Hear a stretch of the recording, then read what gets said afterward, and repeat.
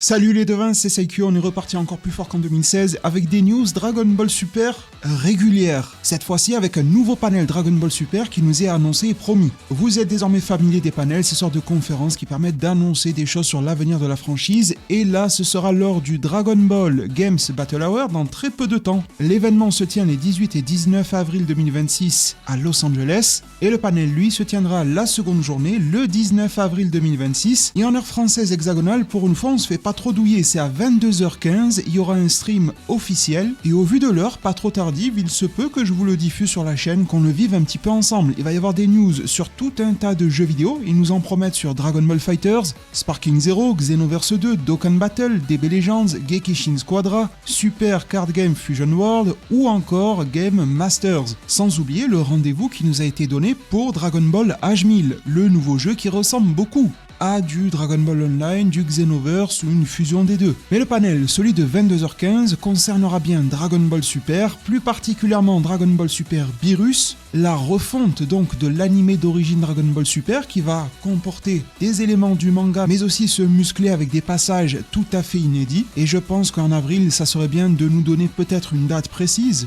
ou un mois, comme par exemple le mois d'octobre, pour la sortie de cette nouvelle série, des informations sur sa diffusion, pourquoi pas. Et je trouve qu'il serait aussi intéressant de commencer à teaser ces passages issus du manga ou carrément l'inédit. Ça ferait vraiment monter l'attrait sur la série. Ça serait vraiment très intelligent de leur part de le faire. Et je pense que ça reste raisonnable de l'espérer, de s'y attendre ici. On peut espérer de nouveaux visuels clés, des informations, des designs, des travaux préparatoires. On sait que Iyoku aime bien nous communiquer ce genre de choses. Avoir des informations sur sa production, des détails un petit peu plus techniques, ça arrive assez souvent durant les panels. Peut-être une forme d'emphase sur les voix avec un message enregistré de Masako Nozawa ou autre. Est-ce que les différents jeux vont commencer à se mettre aux couleurs de Dragon Ball Super Beerus? Ça pourrait être l'événement, après tout, il est dédié au jeu Dragon Ball, et l'animé DBS Beerus va venir s'y greffer, ça pourrait faire des synergies intéressantes. Et au sujet de ce panel, on nous dit officiellement, je cite: « Ne manquez pas les dernières nouvelles sur Dragon Ball Super Beerus, la nouvelle édition améliorée, et ils l'écrivent encore en majuscule, de l'animé Dragon Ball Super.